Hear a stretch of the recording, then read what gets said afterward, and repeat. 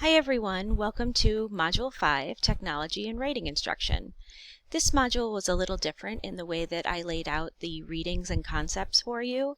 First, you started off by reading about genre theory, and then we narrowed that down to a writing pedagogy based off genre theory, which is genre-based literacy pedagogy. So we're going to talk about genre-based literacy pedagogy first, and then narrow that even farther into how can we use technology to enhance genre-based literacy pedagogy. Before we start, it's important to look at some of the terms that we will be using or that you saw in your readings. So these terms are synonymous: genre theory, genre-based literacy pedagogy, genre-based literacy approach, and functional literacy pedagogy, which is a term you saw in the introductory video. When we talk about genre, it's a little bit different than the common use of the word genre. When we talk about genre in genre theory, we're talking about the context of the culture. How does the text interact and serve within a certain culture? And then when we talk about register, we're talking about the context of the situation. What's the situation that the text is occurring in? Some of the drawings or diagrams that were in the readings are a little bit confusing for me, so I created an alternative visual representation of genre theory that shows what genre and register mean. So the term genre refers to the context of culture, and in essence that's the social purpose of the text. What is the social purpose of the text? When we talk about register, it's the context of the situation. So what's happening, who's involved, and what's the channel of communication for the text or the message. So when we talk about genre, again, it's the context of culture. So some key points there are texts are different because they do different things. And how texts are used in society is not the same as how text works in general. A text alone doesn't have much meaning. A text in a specific culture, in a specific society, carries much more weight and much more purpose. And finally, the differences in text are due to the different social purposes of the texts. And then again, the register, some key questions. What's happening, who's involved, and what's the channel of communication? You read in Pauline Gibbons' book, Chapter 5, you read about genre-based literacy pedagogy. And Gibbons brings up some key points in that every genre occurs within a culture. Every genre has a specific purpose. Every genre has a particular overall organizational structure that's unique to it. And every genre is characterized by specific linguistic features. So let's take a look. What are some key genres in school? We have creative and personal genres like recounting and narratives, factual genres like information reports and procedures, and then analytical genres like arguments or discussions. And when we take a look at pedagogy based off genre theory, you took a look at this diagram in the first reading, and let's unpack this and take a look at what's involved in these 4 phases. In phase 1, this is your preparation and comprehension or deconstruction. Basically, you are guiding students through interpreting the text using background knowledge, you're introducing vocab, you're highlighting the main idea.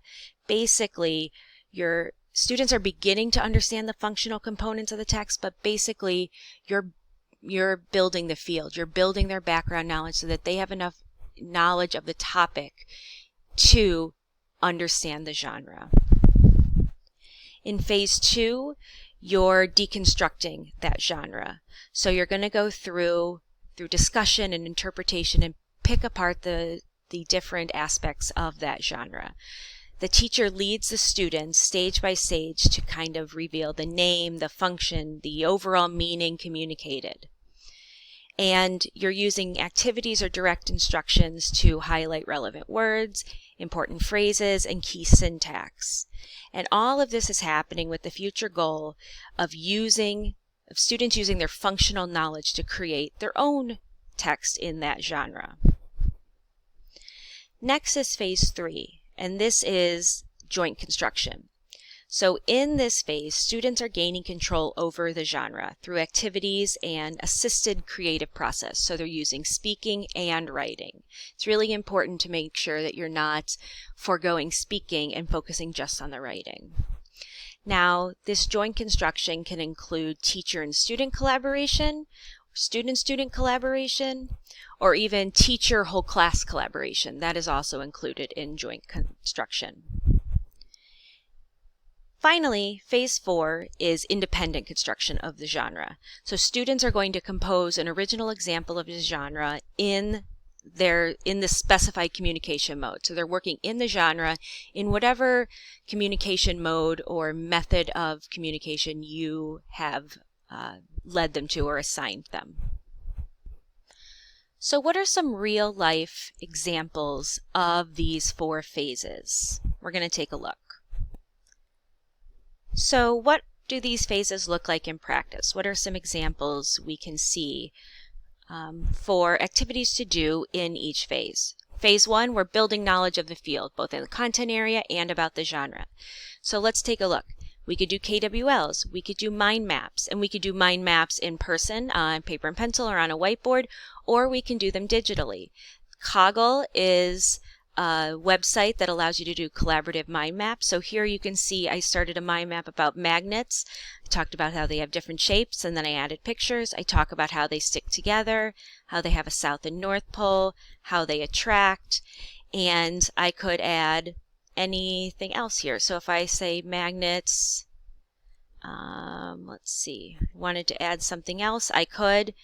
You could change the color to highlight that, and I could add whatever I needed to there. And then I could share the link like I did on the slide so that other people can add to it. Another example could be a word wall.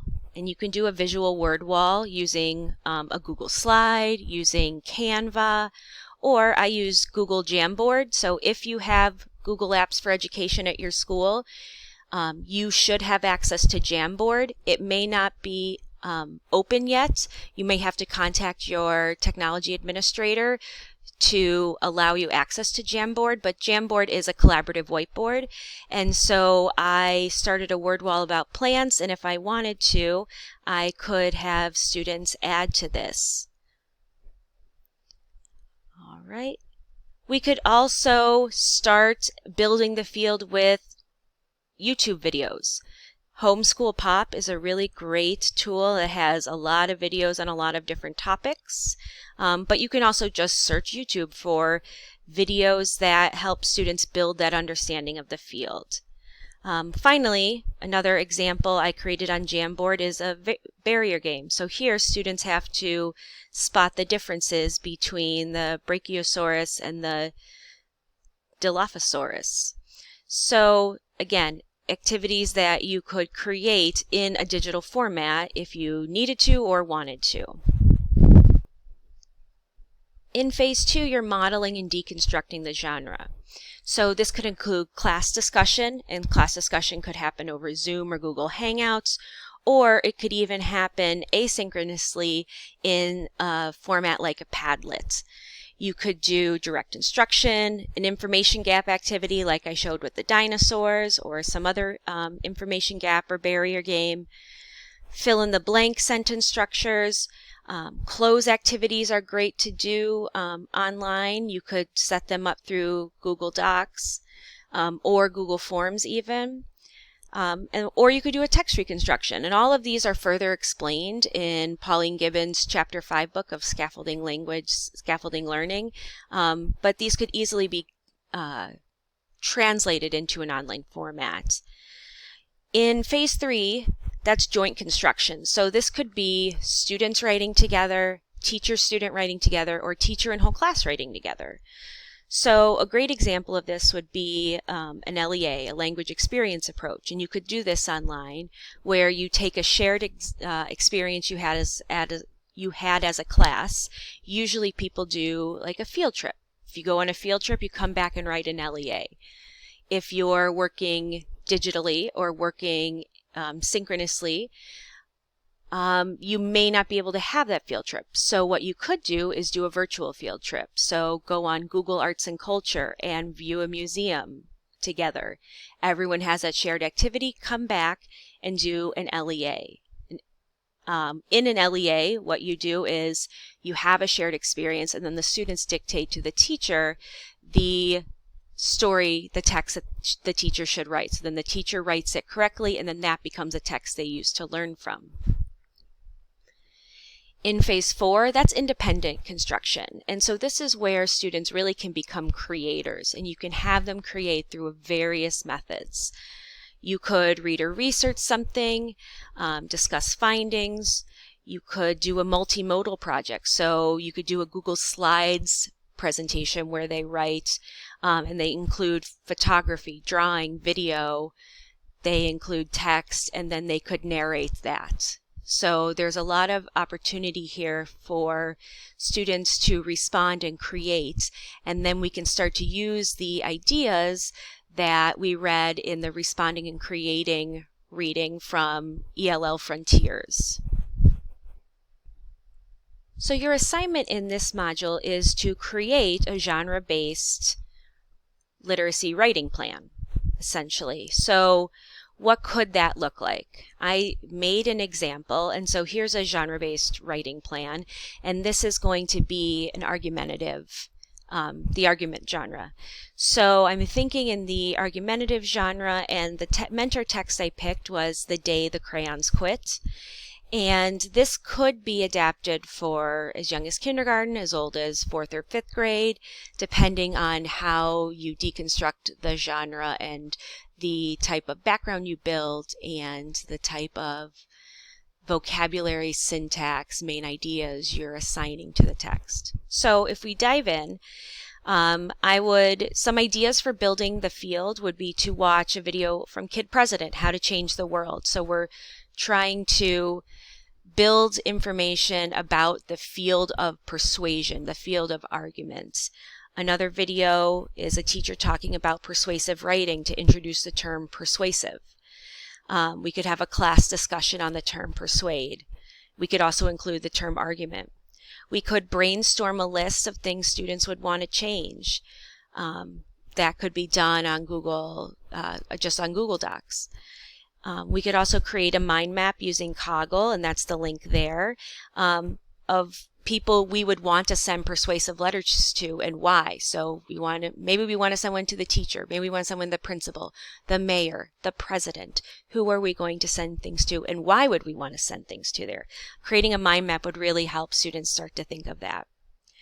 In phase 2, I would want to read the mentor text, probably more than once. And so I could read the mentor text, but I could also give students links to watch it in English and Spanish so that they see someone else reading aloud the book. And if they need to hear that story 2 or 3 or even 10 times over, they could on their own.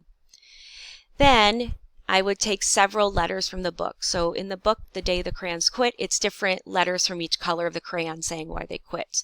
So we would take several of these little letters and break them down using a graphic organizer, kind of similar to the one below. I just created this, and you can open it and take a look at it, what it looks like a little bit bigger. But this is just something I created. You could use any argumentative graphic organizer, and Pauline Gibbons even outlines some of the key points in argument in the argument genre in her chapter 5. In phase 3 for joint construction, we might review the list of things to change and or our mind map. We could vote on a topic that we all want to write about or that we all want to create a persuasive letter about, and then as a class complete a graphic organizer similar to this one below, and then complete a language experience approach or an LEA to write the paragraph. And if you're doing this remotely, you can do this all through screen sharing a Google Doc during a Zoom meeting. Finally, for independent writing, you could have students complete a graphic organizer from their own topic. Then they would create their own persuasive letters. And the key in independent writing is also giving students an authentic audience. They're not going to feel invested in the writing if it's always just going to be for a grade or for you. They're going to feel invested if the letter is going to be seen by more people, published, seen by the person who they're actually writing to. So how are students going to publish these letters and get them to their audience? Are they going to write it on a blog? Are they going to send it to the addressee, to the person they're writing with? This is all things you want to think about. And finally, this plan could be tweaked for older grades if you wanted to use the mentor text, "Dear Mr. President, letters to the Oval Office from the files of the National Archives." That would be a good way to model the genre using a mentor text for older students. So that's an example of what a genre-based writing plan is, and you'll have to create your own for your assignment in this module.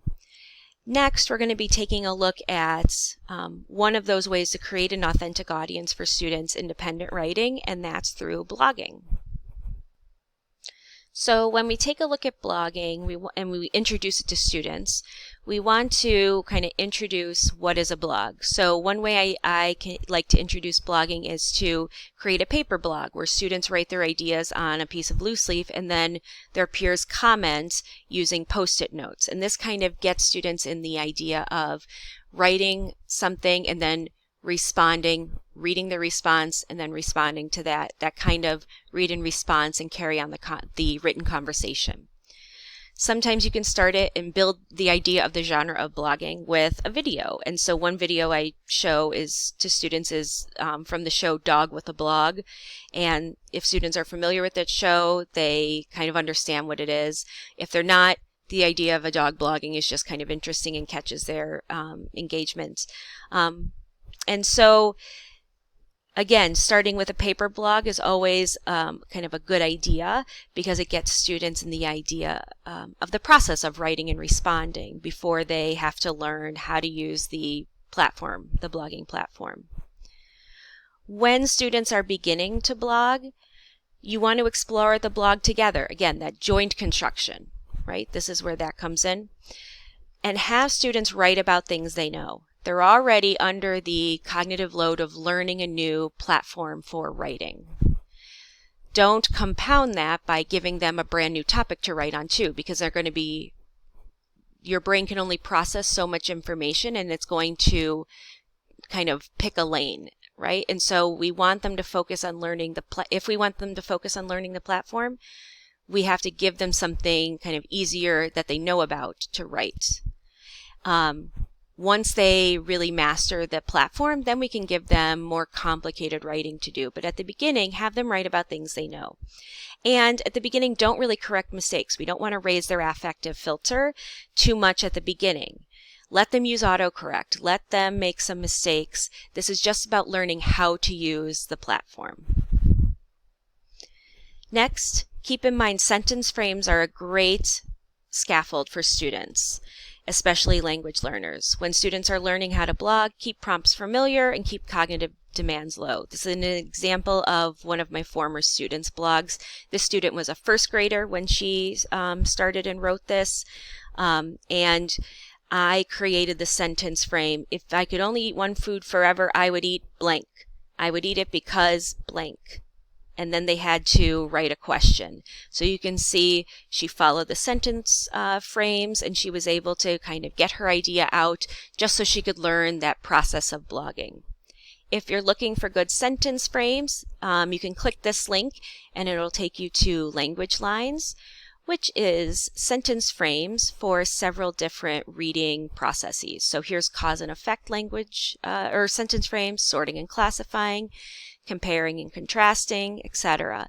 And what's nice about Language Lines is that the linguistics complexity of the sentence frame increases as you go down. So up here are the simplest and most straightforward sentence frames, and they go down to the most linguistically complex sentence frames. So you also want to build the buy-in. Tell the families, tell your school. Once my students, did their first blog or first couple blogs, I sent the link out to teachers, to our principal, to the superintendent, to anyone, to all their parents, because I wanted them to have that authentic audience, to feel that they were writing for someone, writing for a purpose, so they were invested and they really wanted to make it good. And then also they were getting comments back that also helped them feel that their writing was important and valued, and so they wanted to keep writing. I had a student come in after we first started blogging and say, Miss, I have to write about this. My readers need to know about this. And I was like, your readers? And she's like, yes, my readers. And so she felt so invested that she had this, what she assumed, a global following of readers that she really wanted to write. And these were students that, like most students, a couple weeks before, were not that invested in writing. It was more, how many sentences do I have to write? How long does this have to be? Am I done? Is this good? But when they had this buy-in, they were really kind of sold on it. We want to think about how we can lower anxiety. We know from the concept of Krashen's affective filter, when your affective filter is high, due to stress, anxiety, or a lack of self-confidence, that inhibits your ability to acquire a second language. When your affective filter is low, so you have less stress, anxiety, and you feel self-confident, it facilitates risk-taking behavior and practicing learning in a second language. Right? And so what's nice about the blogs is that there's no erasers. It's easy to correct your mistakes. We've all seen students who have written a whole paragraph, realize they forgot something or made a mistake in the middle. They erase half their paragraph, fix the mistake, but then forget what they wrote in that second half of the paragraph.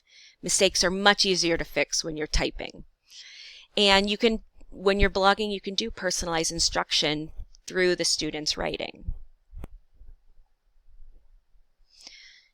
During blogging, students can work independently at more complex levels. So this was one of my students' blog entries, and she was in 4th grade at the time. And she said, I like blogging more than writing because when I write, my hand starts to hurt. Also, it's fun to push the buttons when I'm blogging. I also like to blog because when I make a mistake, it fixes it for me, instead of asking someone for help. So in writing, I have to ask someone if I spelled it right. So if you do something wrong, it will help you. And that sort of helps you blog faster. And it takes a long time to find out how to write. That's why I like blogging more than writing. And so the prompt here was to say, I asked them, tell me what you think about blogging. And this is what she wrote. And I didn't have the heart to tell her that when she's blogging, she actually is writing. I did not want to ruin that for her. But you can see the stress she felt under when she was writing, that she didn't feel confident. She always had to ask people. She felt tied to the teacher, tied to needing help like that. And blogging helped her become more independent. It gave her that confidence. It gave her that engagement to want to write, and she felt like she was a good writer when she blogged, and she felt like she was an important writer when she blogged. And so this helped her work independently at a level that was much higher than when she was writing by hand. Blogging and just typing in general works with word prediction software that helps students who have special education needs. So this was a student of mine, also in 4th grade, who had special education needs. And he was referring to the same prompt, or replying to the same prompt, what do you think about blogging?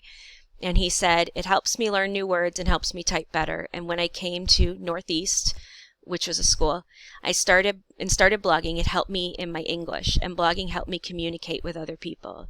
So you can see how what is important to him is that it helped him communicate to people in a way that he wasn't able to before he started. It also, like I said, increases engagement. Students have an increased self-esteem and encouragement from people other than a teacher. They know I love their writing. My students always knew that, right? But they loved that other people love their writing. So one student said, I like blogging because people say nice things about our writing. And I think we forget how much students just like to hear nice things about what they do. Prompts give students the opportunity to put their own spin on writing. And it gives an authentic audience for students' work. They get excited and they want to respond to their followers' comments. Families who are around the world can view, and this is really important for our language learners who come from a variety of countries. They can share their writing with their grandma or their aunt or their extended family. If you go to Twitter and search hashtag comments for kids, you'll see that it's teachers who put links to their students' blogs so that people from all over the world can read and comment. So if my students wrote about the book Chrysanthemum, I would go on Twitter and say, hey, my students wrote about identity and what their name means to them, like chrysanthemum. And I would say hashtag comment for kids, then people who read that, who follow that hashtag could go and click on my student's blog, read their writing, and comment on it. And I could approve all the comments before they went in, so I knew everything was appropriate and everything was safe.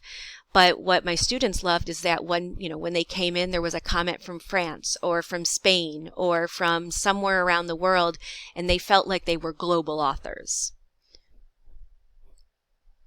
It also boosts academic language at all 3 levels of academic language.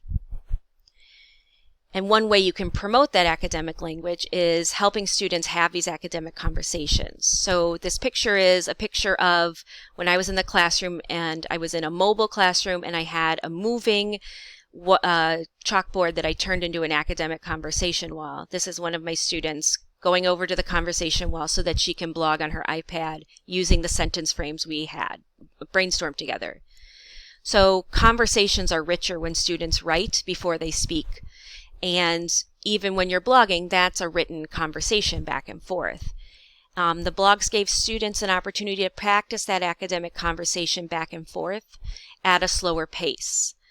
It helped them get constructive feedback, it helped me model those sentence frames for them, and it reinforced it in writing and discussions. And here's a better picture of what it looked like. So it said in an academic conversation, we can, and then there were different things: agree, disagree, summarize, explain or clarify, complement. So you can see here, agree, disagree, and then here's clarify or explain. And we as a class, and I say class, but I did 30-minute groups. So for every 30-minute group, we came together and we brainstormed different sentence frames that could go under each one. And then because I like to make things pretty, I wrote them and I used scrapbooking scissors to cut them out. And that's how we created our academic conversation wall. Another strategy I used when I blogged with my students is that I created differentiated blog supports. So I was able to support leveled writing prompts and sentence frames easily through using QR codes. So I made my QR codes with qrstuff.com and Google Docs. So here's qrstuff.com. And what I did is I created a sentence, I created a prompt. So what I would do is go into where it said plain text, and then I would type my sentence prompt. So usually it was like, what would you do if you had $1,000? And so if that was my prompt, then I can make it a static prompt so it never changes. And then now I have a QR code that I can download or just drag into my Google Doc. And when students scan it with their device, they get this prompt. So what it looks like is something like this. So I could have for beginning proficiency, middle proficiency, or high proficiency students. So what it looked like for beginning proficiency students, right here would be what it looked like with just the plain text like I made right here. So if a student scanned it, it would show the plain text. What's important to note here is that you want to use a QR reader app to scan it. If you use your camera to scan the QR code, it's going to search for this text. If you use a QR reader app, it will give you this text similar to what you see here. I also could create visual prompts using Canva and then create a QR code using that. So if I created something on Canva, I could take the URL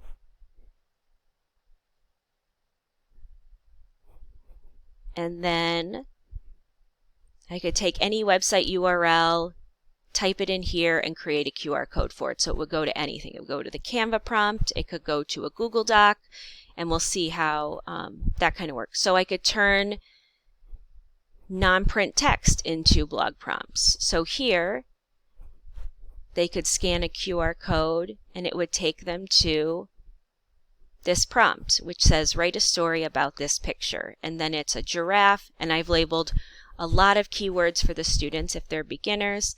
And then I've also given translations to the prompt in Spanish, Polish, and Arabic. Here's an example of what the middle English language proficiency would look like. So when you scan this, you would get this prompt and the high proficiency. Finally, one thing I would do is create color-coded QR blog prompts. So the color codes correspond to level of English proficiency.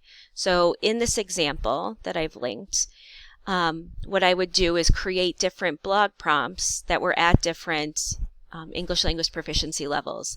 And I would put a little thin colored line around them so that I knew what they were. So I actually don't remember what the colors correspond to now, but I have purple, green, and blue.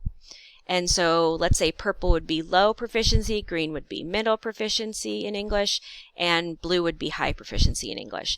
I would cut along the black lines so that I had QR code cards when I would do this in person with students. And I would say, some days I would say pick a card out of the middle and write and scan it with your iPad and write about that in the blog. And some days I would say, okay, I'm going to hand these out to anyone, and whatever you get, you have to write about. And the students thought it was random, but it was really purposeful in the fact that I would give green ones to certain students, purple ones to certain students, and blue ones to certain students. And they didn't know that that even meant anything, but I did. So I could control what prompt they got so that it was more appropriate for them. So that was a way I did kind of creative blogging with students. So that's a look at one way you can do that independent or joint construction writing is through blogging, and some ideas of how to do that digitally and maybe perhaps through remote learning. So I hope you enjoyed this, and good luck with creating your genre-based writing plan.